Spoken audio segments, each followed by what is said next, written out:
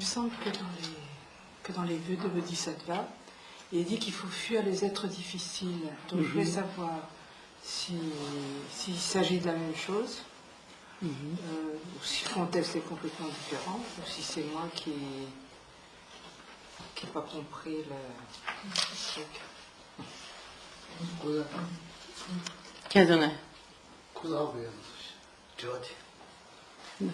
Oui, c'est peut-être pas entendu. Oui, c'est ça. Tu veux bien répéter un peu plus fort? Si je me souviens bien, peut-être que je me trompe là, il me semble que dans les vœux de Bodhisattva, il est dit qu'il faut mieux fuir les êtres difficiles. Donc c'est contradictoire avec ce qu'on a entendu dans le 4e verset, où les êtres difficiles sont nos trésors. Donc je voulais savoir s'il s'agissait de la même chose ou si ça n'a rien à voir. Enfin, c'est pas du tout le même problème. C'est ça.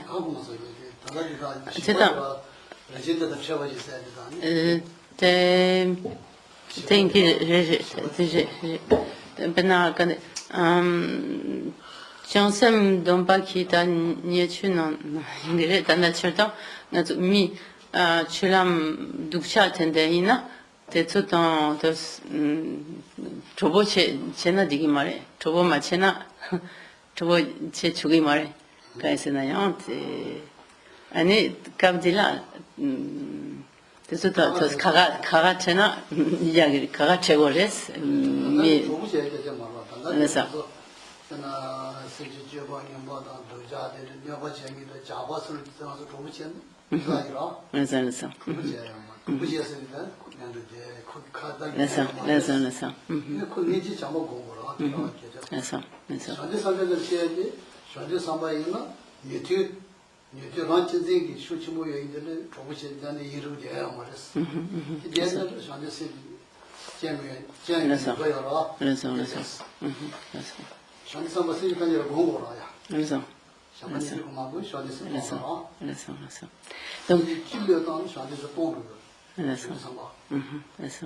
Donc, ce n'est pas du tout en contradiction. Ce qu'il faut comprendre donc, dans le cadre des vœux de Bodhisattva, c'est que lorsque, dans le cas d'êtres très vils, donc de personnes qui ont un comportement très négatif, effectivement, il est souhaitable de ne pas fréquenter de telles personnes, mais ça n'empêche pas que nous devions développer de l'amour et de la compassion envers de tels individus. Lorsque des personnes se comportent de manière très négative, donc il n'est pas question de devenir concrètement, disons, comme les amis et de fréquenter donc vraiment ces personnes. Mais ce qui est important, c'est vraiment de développer de l'amour, de la compassion envers ces personnes. Mais effectivement, de ne pas se laisser comme être influencé par de telles personnes.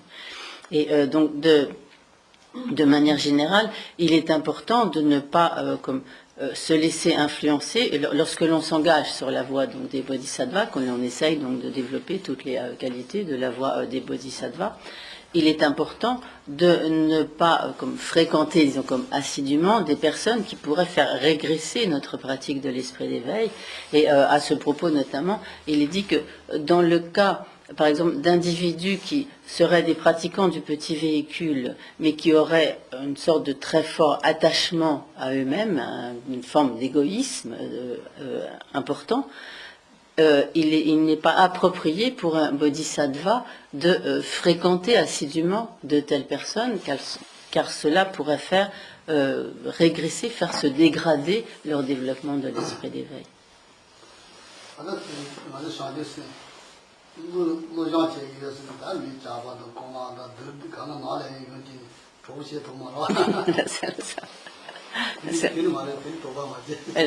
Donc, il ne faut pas avoir trop d'hésitation, de doute sur ce point. Le fait que nous nous appliquions à développer l'esprit d'éveil, cela ne veut pas dire que nous devions héberger ou inviter à demeurer chez nous tous les voleurs, tous les brigands, tous les malfaiteurs.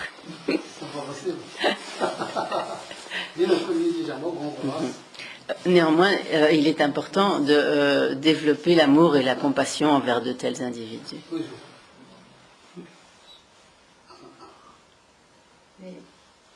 Parfois, les aimer déjà, avoir de la compassion, c'est déjà beaucoup. On est obligé de les aimer. La compassion, c'est déjà beaucoup. Alors, lorsqu'on parle d'amour, donc il faut bien, bien Francis qui aimer c'est tout amour qui est dans dewa dans danger c'est qui Francis qui est honnête c'est là déjà ici il est clair que ce que l'on appelle amour dans le cadre des enseignements bouddhistes c'est vouloir le bonheur des êtres. C'est bon, mais donc, quand c'est amour, c'est tu, t'es gawa, c'est ça, gabo chigore, c'est cela, gawa. Oui, alors Geshe-la demande qu'on lui explique ce que c'est que le mot amour en français, mais alors là, on va avoir du mal. Oui, vas-y. Tu t'es lancé sur les soirées, vas-y. Ça peut être de l'amour sympathique, de la sympathie. Oui. Non, à Jovo.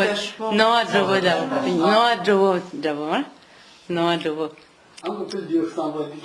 Ouais. Tu travailles ça. Tu amour, c'est bien de dire qui tient pas.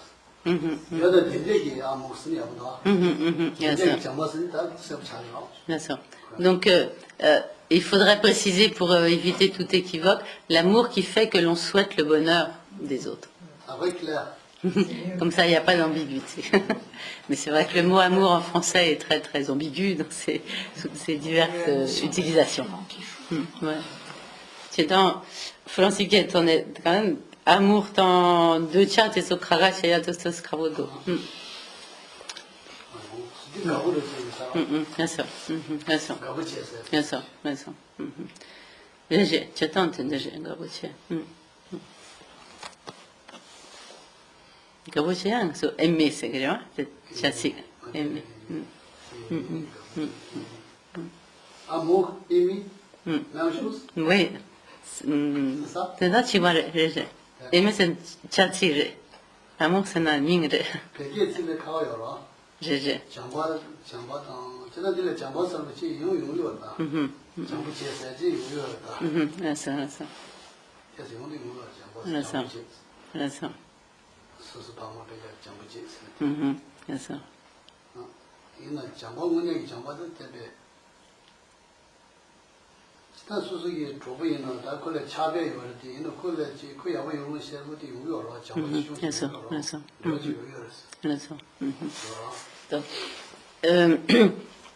Donc, il y a également, donc, par exemple, même en tibétain, lorsqu'on parle d'amour, on peut parler de l'amour que l'on éprouve pour ses parents, dans le sens qu'on aime donc ses parents, en général donc l'affection, dans le sens disons d'affection, on pourrait dire à ce moment-là.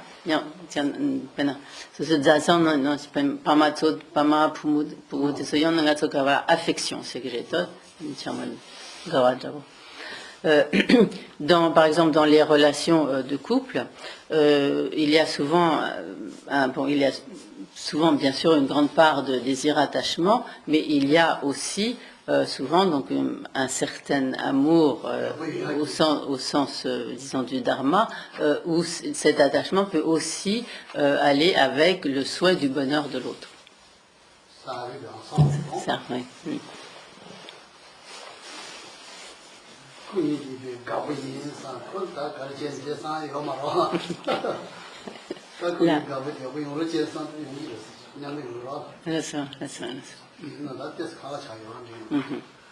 Donc néanmoins, ces deux sentiments sont différents.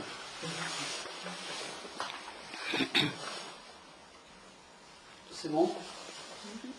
Est-ce qu'il y a d'autres questions? Comment on peut déterminer vraiment, connaître vraiment la nature de nos perturbateurs? Oui, facteurs perturbateurs. Parce que des fois, on peut croire que, admettons, je ne sais pas, au hasard, de la jalousie, mais en fin de compte, c'est pas de la jalousie, c'est peur de l'abandon. Et Comment on peut vraiment les connaître? 그래서 님은 송문에 모셔야 되는데 간데스 제도 그래 간세는 가방아서 다 지시나 자초이나 인가시다 당에 모셔마다 인가라 유샤게레데 셈체체네 되서요 가라 소 세보 모셔야 돼 간데스 제도 그래 녀모지스로 님한테서 티티 정보라야 그래서 녀모 생진가지 다 정상도는 그래서 저도 나지 하고라 이제 차대는 하고 공부하고 다도 진짜 라바라바라 여자 다도 나제다 그래서 라바라바라 그러 옛날에 아직 사물로 뭐가 없을 때 가고요 그래서 생진가지 많이 상도 Donc, pour bien faire, donc pour ça, effectivement, il faut les étudier précisément. Donc, ces facteurs perturbateurs de l'esprit sont des facteurs mentaux. Donc, il y a un ensemble de 51 facteurs mentaux, parmi lesquels, donc, il y a 6 facteurs perturbateurs racines, 20 facteurs perturbateurs secondaires, etc., qui ont donc des définitions précises. Donc on peut tout à fait étudier donc ces divers facteurs. Donc bien sûr, lorsqu'il s'agit de facteurs assez grossiers, nous les identifions assez facilement, tels que donc l'attachement, la colère, la haine, etc., ou même la jalousie. Mais il y en a d'autres qui sont parfois plus subtils, donc à identifier. C'est tout français, jalousie, c'est que j'ai. Il n'est qu'à là, peut si dans Chado c'est tos karayon 그래. 저는 Chado c'est 때 그냥 또 세워 소리나. 저는 또 Chado c'est 때. 다도 세지 다 다들 뭐야 그래서 수술 바이오 수술에 다 저가장을 지금 잘하시고는 지나 다 바지 밑에 잘하시고 그 여보 잘 다들 막아 지나죠 소소라 야가싱긴도나. 그래서 소소 쌤 미술 받듯이 말. 그래서 jalousie, c'est que j'ai une raison.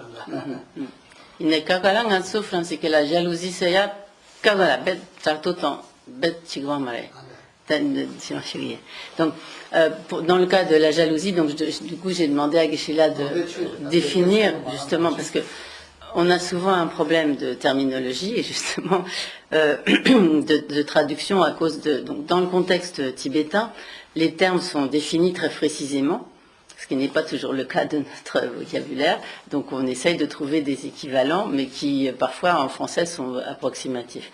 Donc clairement, le facteur perturbateur de la jalousie consiste en fait, prenons un exemple, donc lorsqu'on on étudie, on est à l'école, et puis si on a un camarade de classe qui réussit mieux que nous, en fait nous ne le supportons pas.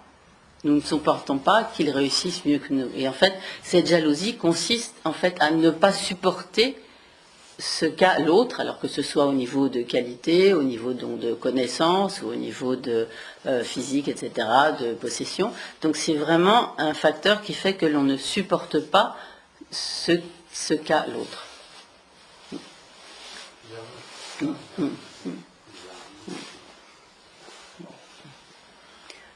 Questa è una cosa che la Francesca te desce j'entends dire Francesca pena zaza non là una so jalousie c'est tu tanda chato Jean yingimare quand c'est na pena nga te kemeje ani choga shenda chilato stonon chena ani susu daote pe magawa yon ya tende chi yo quand c'est yang choga shenda chilayon atos gabo mendo ani tu Chato ngene sigi mare ma pekela pekela mala ngore chesa esa c'est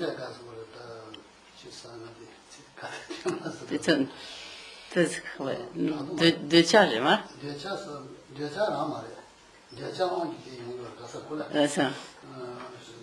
c'est tu ben daote ben ce tout qui mare ma c'est ce qui est da choga chenda chila de gabo yo paton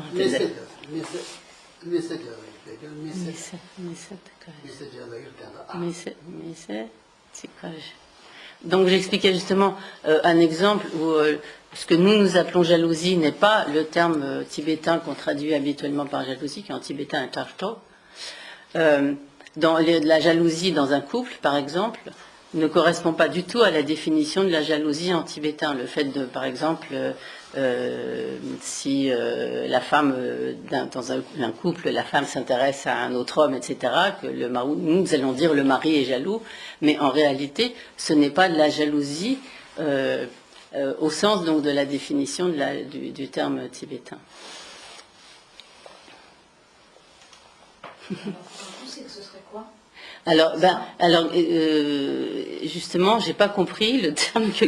Alors, Geshe-la a réfléchi en disant, alors qu'est-ce que ce serait exactement dans le contexte tibétain, Missaja, mais bon, j'ai pas compris le mot. C'est une sorte de le fait de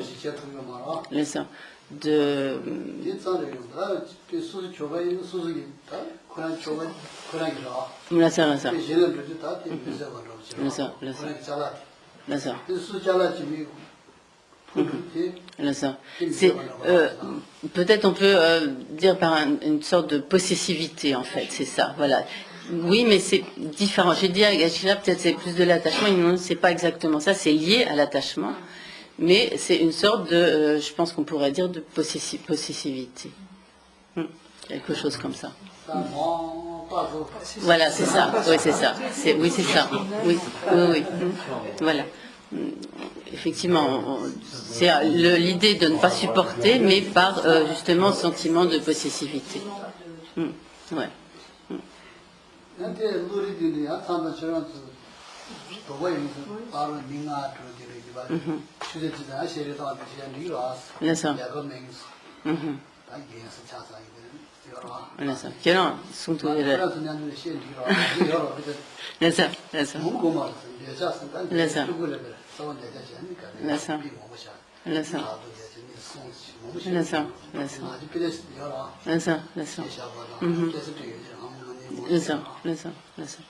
Donc, Geshe-la dit que ce serait bien qu'entre nous, pour ceux qui ont le temps, de temps en temps, nous puissions nous retrouver donc entre nous pour justement discuter de ces définitions et de ce que nous comprenons par ces divers facteurs perturbateurs de l'esprit. Bon, après, on peut ensuite, bien sûr, poser des questions à des Geshe-la pour les points qui ne nous sembleraient pas clairs. Mais donc, ce serait bien, s'il y a l'occasion, nous faisons ce travail entre nous. Il y a l'esprit, sa nature et ses fonctions, qui explique, qui définit tout. Il y a un livre de messe aussi, mais qui c'est. Oui, il y a un livret de messe sur l'esprit et ses fonctions. Oui.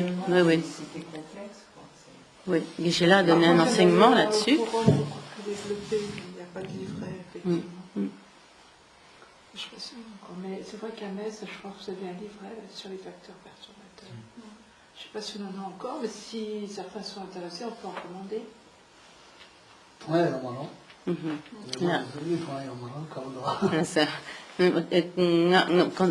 Tardeling mes la consultanda tep chunjuchi quand était nous sommes tout un king à sunchu caché dans barret sokola on est consulté chunjuchi C'est vrai qu'au forum, l'enseignement avait été assez développé. Nyang Geshe-la ngama te sokola sumbari inenga tsutanda chiyo ma. Donc nous allons.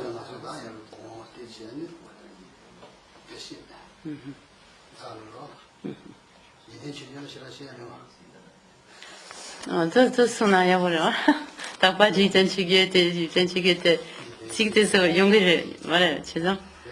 T'es ça son. Il y a même chez cool. C'est ça.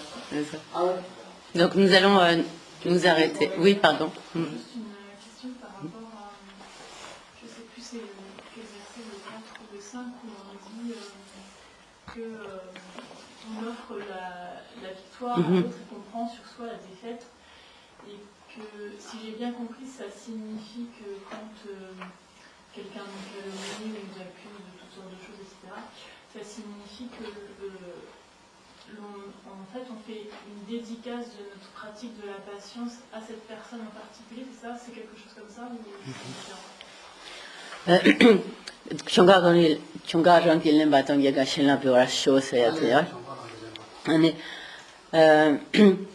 Tetima tandanga sepo hakuyuna ce nya kande tetu michigi sosela sigdukchalamna ce pas gomtuna nga ce pas gomiate parubo mitela ngoa cheya teres tedawoles qu'on la paye à qui ngoa d'abord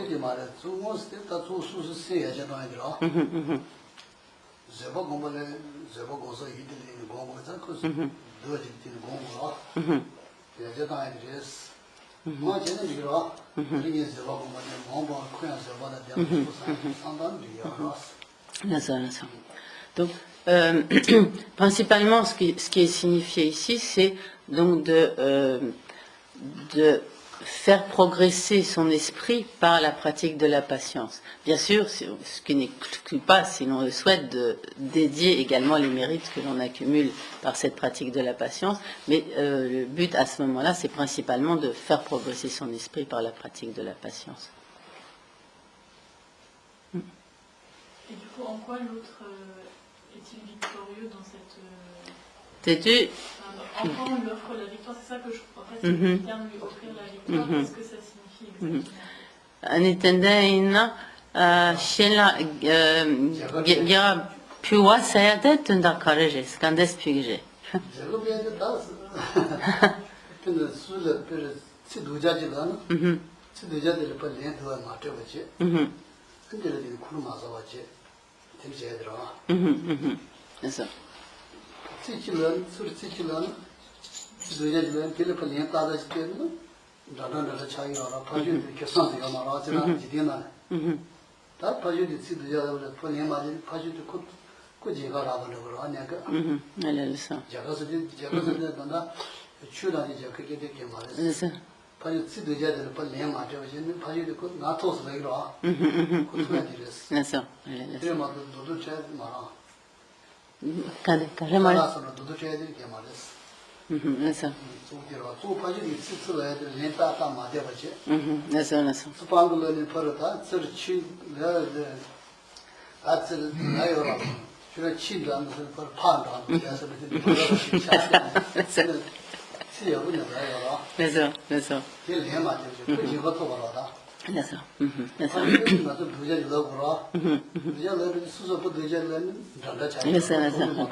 ça.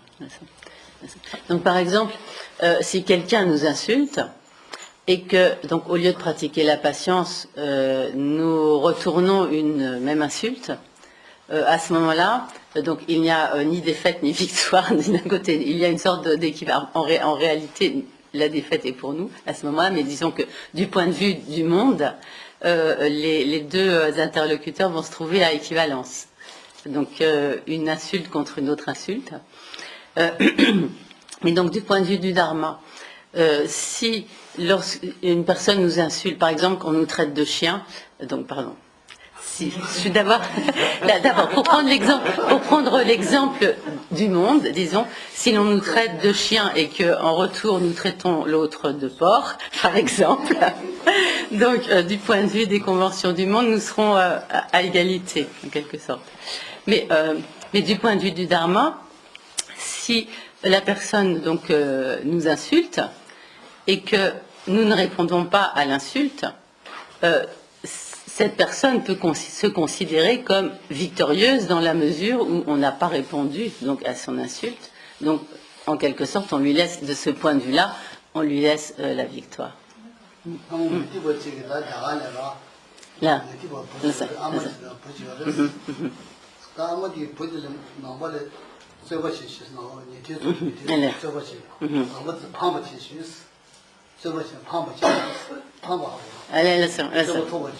Purutela, ama purutela, namba sola, pamba chisho.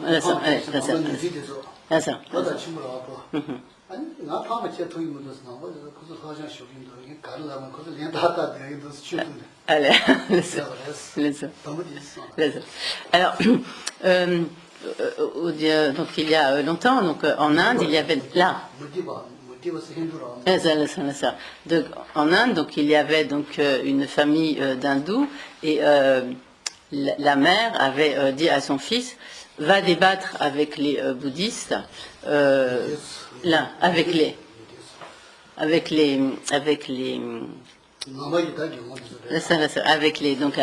moines, les bhikshus bouddhistes, et en fait donc et ce garçon qui était déjà donc adulte répondit à sa mère, mais non, je ne peux pas aller, je ne peux pas, oui, précisément, pardon, la mère leur avait dit, va débattre avec les bouddhistes pour être victorieux, pour qu'ils perdent dans la discussion. Et ce jeune homme avait donc dit à sa mère, mais non, c'est pas possible parce que ils ont beaucoup d'arguments logiques et je pourrais pas perdre. Là.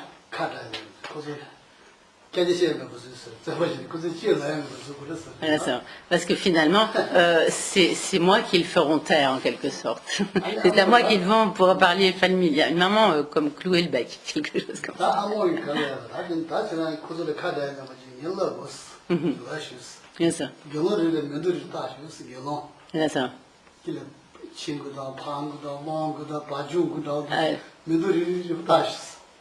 Midou, c'est insulte, voilà. D'accord.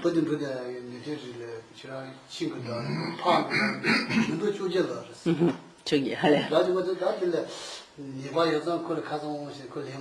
Allez.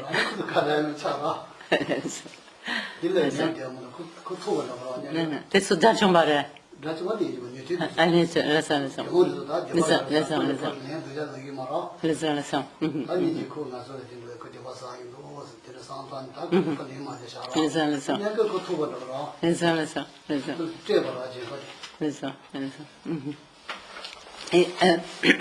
Et à ce moment-là, donc sa mère lui dit, mais puisque c'est comme ça, tu vas aller trouver ces moines, les Shravakas en l'occurrence, et tu vas les insulter. Tu les traites tous avec des noms d'animaux.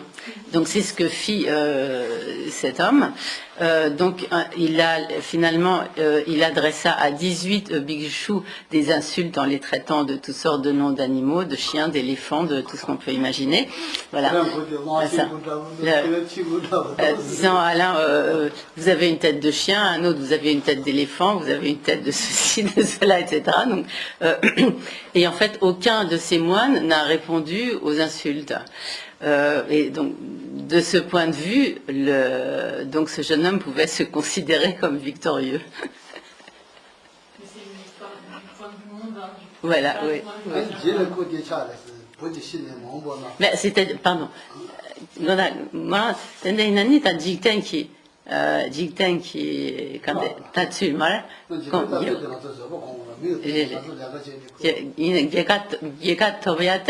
Jigten qui t'as dessus, ça m'a mal.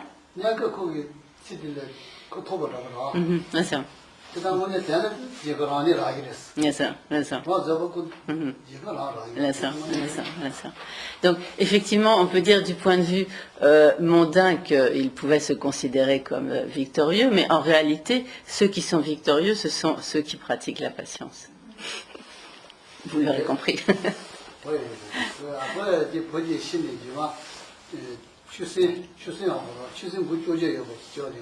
Allez,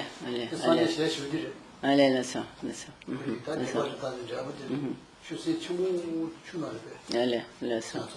Allez, là ça.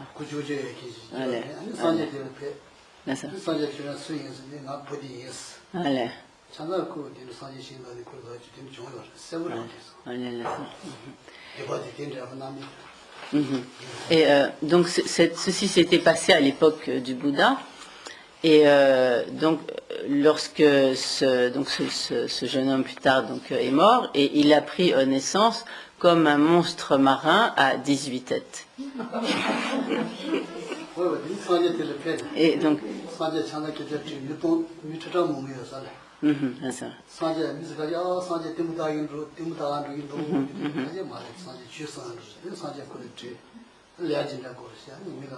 il était tué, hein, t'es chouci. Genre, j'ai mal.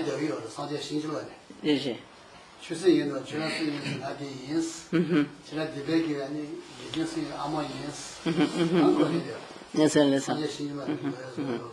Yindetetu Chusi. Ça.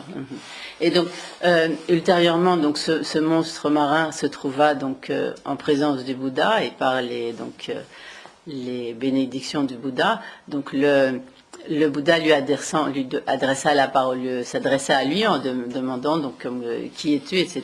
Et donc il raconta qu'il avait été donc cet homme qui avait insulté, etc.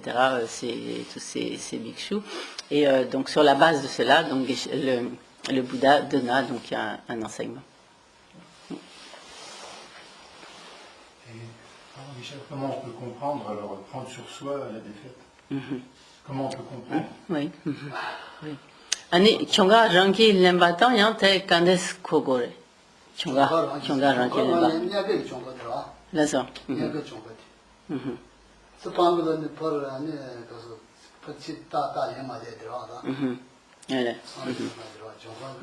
Par le magawata chonga nashi.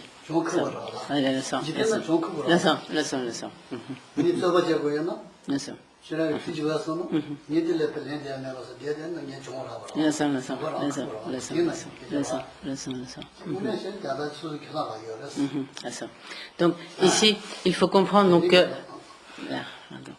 prendre sur soi la défaite dans le sens des conventions du monde, à savoir que si face à l'insulte on ne répond pas et qu'on reste donc bouche close, du point de vue mondain, c'est une défaite.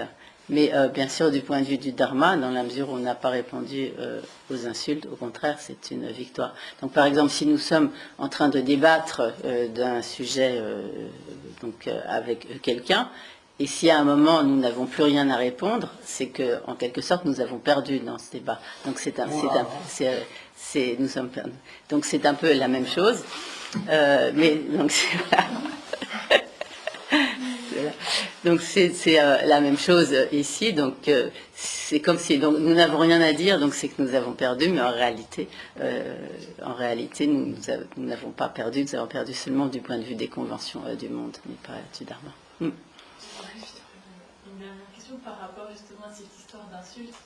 Est-ce que parce que des fois on peut se trouver dans une situation où on se dit la personne vient de m'insulter donc je ne vais pas répondre parce que je sais qu'il ne faut pas répondre dans ce cas-là, mais à l'intérieur de soi, on peut quand même avoir de la colère contre la personne, même si on ne dit pas la réponse en fait. C'est un premier pas. Oui. Est-ce qu'il vaut mieux quand même le dire ce qu'on pense ou ne pas dire ce qu'on pense, garder pour soi en se disant si j'ai pas répondu déjà c'est bien parce qu'au moins je ne vais pas envenimer le truc ou voilà, ça reste quand même à l'intérieur de soi du coup comme quelque chose de colère. Une colère, oui, bien sûr, oui. Kavraya, Mikashe Sosula Sigducha Lamna, Aninga Sota, Napa Sigducha Lamna Jigimares, Aninga Sokishama Shevasha, Sem Nanki, Controta Makiba and the Shita Yore, Tetu, Parkishalamna, the carriage go do.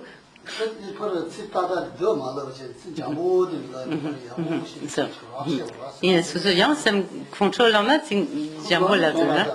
That's all. Si, control unit, si doucha malamna, yaishima. That's all. Donc effectivement, dans ce cas, même si l'on est irrité, si l'on est en colère, on aura quand même tout avantage à ne pas répondre à l'insulte et à se taire sera déjà quelque chose de positif, même si néanmoins nous avons en nous une certaine colère. Il vaut mieux à ce moment-là quand même ne pas répondre aux insultes. Mais en revanche, si l'on peut parler de manière affable et donc essayer d'apaiser la situation, donc ce sera le mieux, ce sera encore mieux. D'accord.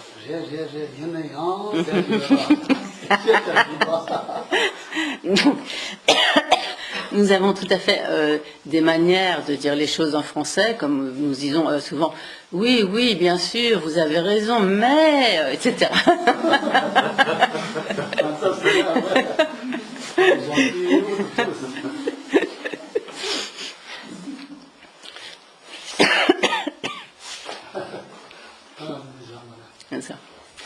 Donc, nous allons nous arrêter là. Tu as une question? Nous allons nous arrêter là pour ce matin.